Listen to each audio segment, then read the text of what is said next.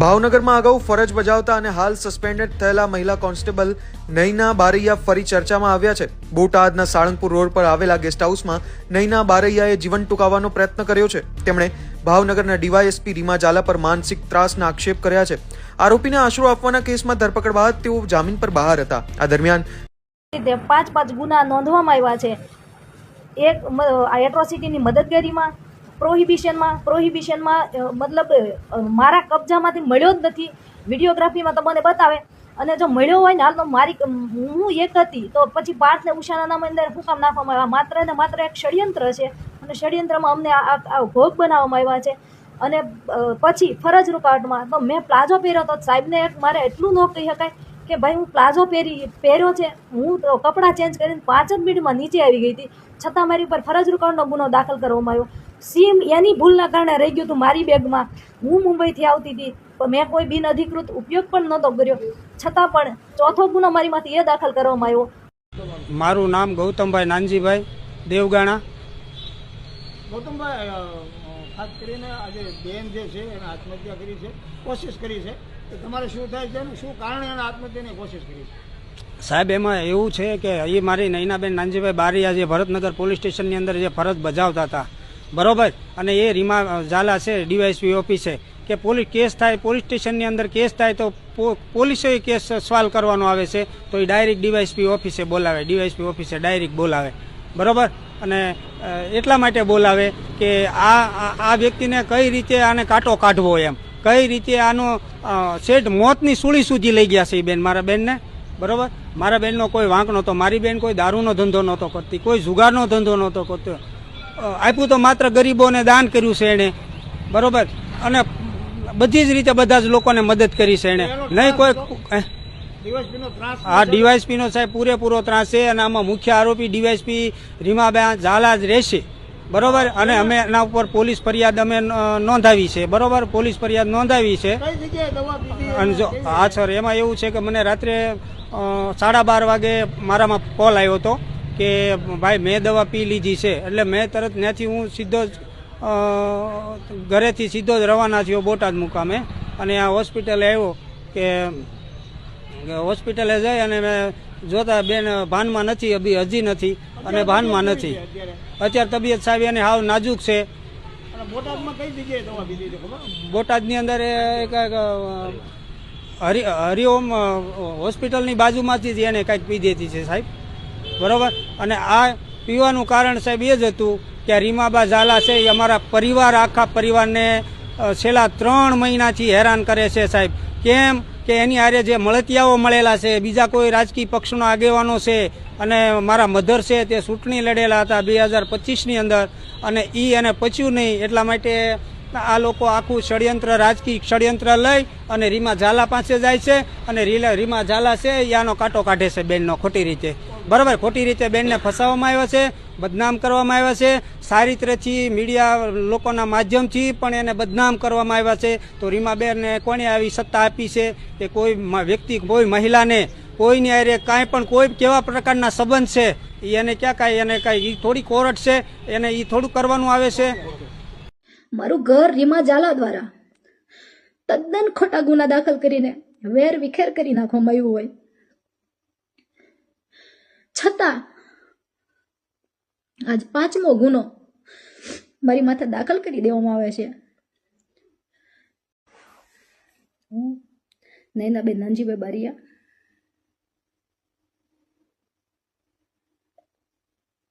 વાત કરવી છે મારે એક ષડયંત્રની કે રીમા ઝાલા દ્વારા મારી ઉપર 5 ગુના નોંધવામાં આવ્યા છે કે જેમાં મારો 1% કે એક પણ ગુનામાં રોલ નહોતો। વાત કરીએ એટ્રોસિટીના આરોપી કે જે મારા દાદાના દીકરા થાય અનિલભાઈ અને મુકેશભાઈ, એના 2 અજાણ્યા 2 ભાણિયા એ રીતે ફરિયાદ નોંધાણી હતી એટ્રોસિટીની। એમાં મારા દાદાના દીકરાએ કે જે એટ્રોસિટીના આરોપી છે એણે 3/10/2025ના રોજ પિટિશન દાખલ કરેલી અને આરોપીના નામ સામેથી જાહેર કરેલા।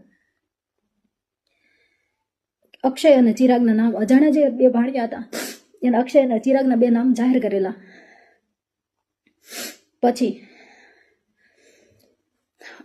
પાર્થને 4 વાર નિવેદન લઈ જવા દેવામાં આવ્યો. પાર્થ જો આરોપી હોત તો એને તરત અટક કરી લેવો હતો ને, છતાં એને અટક કર્યો નહીં. 4 નિવેદન લઈ એને જવા દેવામાં આવ્યા. મારા દાદાના દીકરાએ 3-10 પિટિશન દાખલ કરી, એમાં આરોપીના નામ જાહેર કરી દીધા, છતાં 12/11 રોજ પાર્થને અમારા ઘરેથી પકડીને આરોપી બનાવે છે. બનાવે એવો આખો છે કે જે દિવસે મારા ઘરેથી પાર્થની ધરપકડ થઈ એ દિવસે મારી માસીની દીકરીનો ભાણિયો એક્સપાયર થઈ ગયેલો હોય અને હું પીપરલા ગામે ગયેલી હતી. લૌકિક કામથી હું કોબડી ટોલનાકાથી પસાર થઈ મારી ગાડી રોયલ પાર્કમાં હું જ્યાં રહું છું એ સોસાયટીમાં સીસીટીવી છે. પાર્થ અને ઉષા હું ઘરે પહોંચી એના 30 મિનિટમાં મારા ઘરે આવે છે, સોરી 15 મિનિટમાં ઘરે આવે છે. હું 30 મિનિટ જ થઈ હતી પહોંચી અને ઘરે. પાછળ તરત પેરોલ સ્કોડ આવે છે. મને કે તમારા ઘરની ઝડતી કરવી છે. ઘરની ઝડતી દરમિયાન એ લોકોએ ગેટવેથી જ વિડીયો સ્ટાર્ટ કરી દીધો હતો ઉતારવાનો મારા ઘરનો. મને કે મેં કીધું જી સાહેબ મેં કરી લો ઘરની ઝડતી. પાર્થને મેં એને સોંપી દીધેલું. પછી મને કે તમારો મોબાઈલ લાવો, મોબાઈલ આપી દીધો. પછી મને કે હાલો તમે. એટલે મેં કીધું સાહેબ, મેં કીધું હું આરોપી થોડી છું.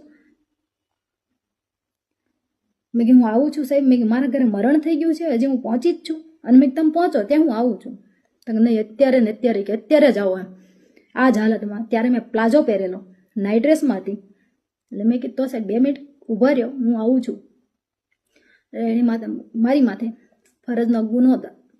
ફરજ રૂકાવટનો ગુનો દાખલ કરી દીધો. હવે વાત એ રહી મારા ઘરેથી બોટલ દર્શાવી. મારા ઘરમાં એન્ટર થયા ત્યારથી વિડીયોગ્રાફી એ લોકોએ શરૂ કરી હતી. તો મારા ઘરેથી બોટલ મળી એનો વિડીયોગ્રાફી એમાં હશે. હું કહું છું સાહેબને, રિક્વેસ્ટ કરું છું કે વિડીયોગ્રાફી બહાર વાયરલ કરે. મારા ઘરેથી જો વસ્તુ મળી તો એની વિડીયોગ્રાફી મને આપે, વાયરલ કરે મતલબ. અને મારા ઘરેથી બોટલ મળી, મારા કબજામાંથી બોટલ મળી, તો પાર્થ અને ઉષા આરોપી કેમ બને? એક બોટલમાં 3 આરોપીના નામ નાખવા, જેના કબજાનો હોય એની માથે હોય. પાર્થ ને ઉષાને શું છે? મારા ઘરેથી બોટલ મળી જ નથી. મારા ઘરેથી બોટલ મળી તો વિડીયોગ્રાફીમાં કેમ નહીં? એને વિડીયોગ્રાફી સાથેનું પંચનામું કર્યું છે. એટ્રોસિટી, ફરજ રૂકાવટ અને બોટલ.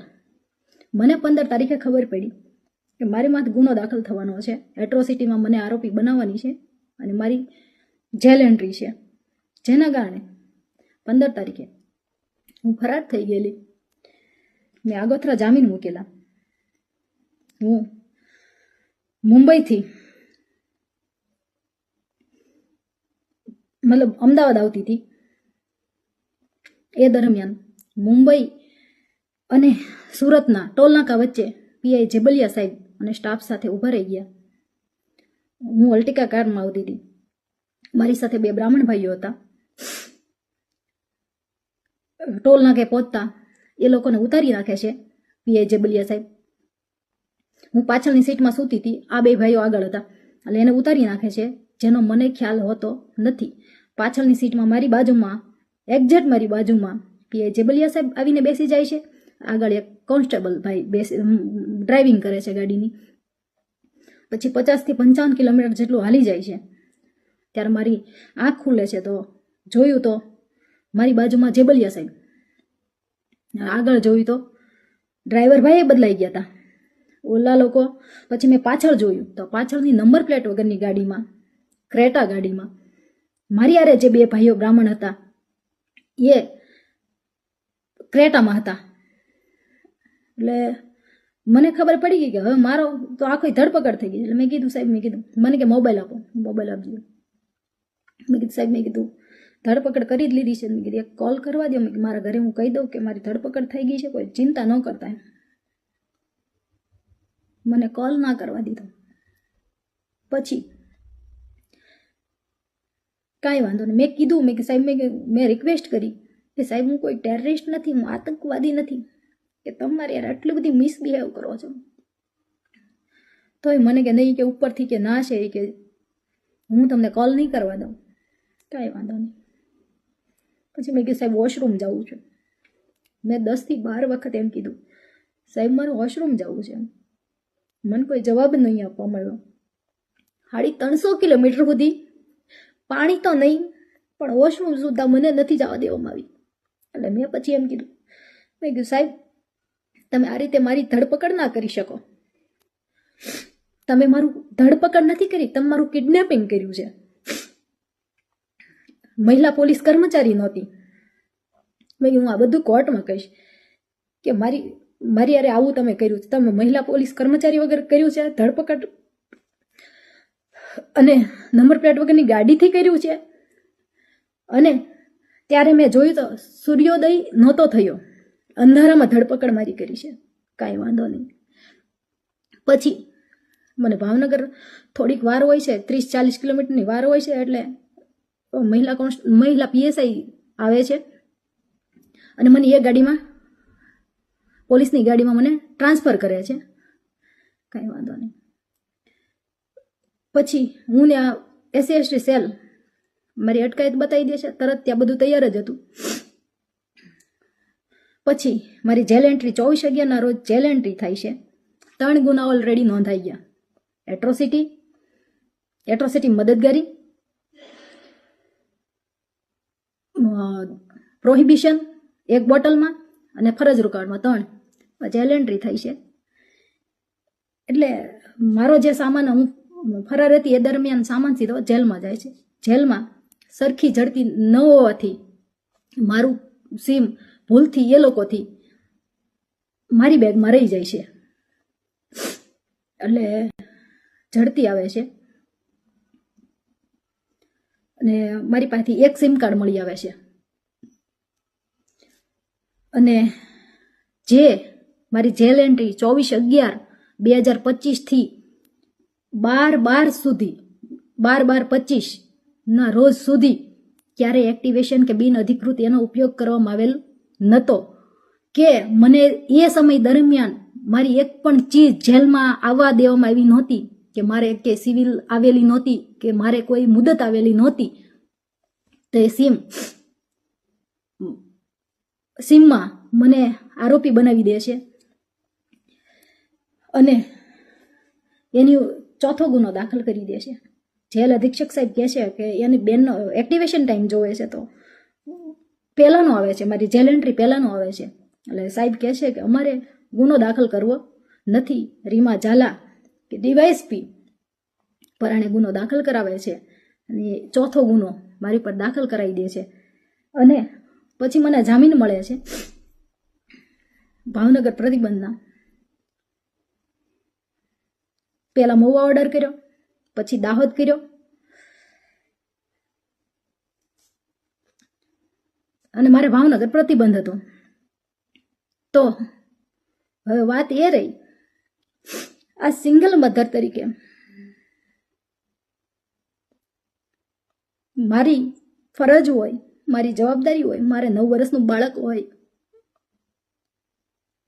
અને આ 3 મહિનાથી મારો બાળક સ્કૂલે ના ગયું હોય. મારું ઘર રીમા ઝાલા દ્વારા તદ્દન ખોટા ગુના દાખલ કરીને વેર વિખેર કરી નાખવામાં આવ્યું હોય, છતાં આજ 5મો ગુનો મારી માથે દાખલ કરી દેવામાં આવે છે. રીમા ઝાલાને જ્યારે હું મળવા ગઈ ને, મને પહેલી વાર જ્યારે બનાવ બન્યો ને ત્યારે પહેલી વાર મળવા ગઈ ને ત્યારે જ કીધું હતું કે તારી જિંદગી કે તારી અને તારા પરિવારની જિંદગી કે બરબાદ કરી દેશે એમ. તમે કે તમારી હાથ પેઢીમાં કે ક્યારે આવું નહીં જોયું હોય, તમારી જિંદગી કે બરબાદ કરી દેશે એમ, તમને જીવન લાયક નહીં રહેવા દેવાનું. ખરેખર રીમા ઝાલાએ એ વસ્તુ કરી. એસીબીમાં ફૂલ ટ્રાય કરી લીધી, જીએસટીમાં ફૂલ ટ્રાય કરી લીધી. મારા તમામ ગ્રુપમાં કોઈ માણસને બાકી નથી મૂક્યો. રીમા ઝાલાએ તમામ માણસોને ફોન કરીને બધાને બોલાવ્યા કે નૈના વિરુદ્ધ તમે ગુનો દાખલ કરો. એ માણસો પાછા મને કહે છે, મારી પાસે એના પુરાવાઓ છે. રીમા ઝાલા એમ કહે છે તમને એસપી સાહેબ દ્વારા સંપૂર્ણ મદદ મળી રહેશે, તમને આઈજી સાહેબ દ્વારા તમામ મદદ મળી રહેશે. એવું રીમા ઝાલા કહે છે. તમે ક્યાંય બિંદાસ, તમે ક્યાંય ડરોમાં, હું તમારી હારે છું, તમે નૈના વિરુદ્ધ ગુનો દાખલ કરો. એટલે હું એ કહેવા માંગુ છું કે મેં કોનું ખરાબ કર્યું છે, કે મારો કોણ દુશ્મન છે, કે આટલી હદે હું કામ મને આટલી ટોર્ચર કરે છે, આજ મને મરવા મજબૂર કરી દીધી છે. મારું ઘર વેર વિખેર કરી નાખ્યું છે. 5 ગુના છતાંય હજી એવું નથી કે મારી ઉપર 6ઠો ગુનો દાખલ નહીં કરે. એને 5 ગુના કરી નાખ્યા, હવે પાસામાં ઠોકાઈ જાઓ. મારું ઘર તો ઓલરેડી એને વેર વિખેર કરી નાખ્યું. મારું બાળક ભાવનગર જે 9 વર્ષનું છે, જેને ભત્રીજો રાખે છે, બેનની ભાણકી રાખે છે, ઘર તો આખું વેર વિખેર કરી નાખ્યું. મારું બાળક 3 મહિનાથી સ્કૂલે નથી ગયું. મારો દાહક ખાતે ઓર્ડર કરી નાખ્યો. મારા બાળકને હું મળી નથી શકતી. છતાં રીમા ઝાલાએ કુંદનને 5મો ગુનો મને દાખલ કરાવ્યો. કુંદનને સામેથી 30/12 SC/ST સેલે મતલબ મહુવા ખાતે બોલાવે છે. એ 2 વોરંટ આપે છે.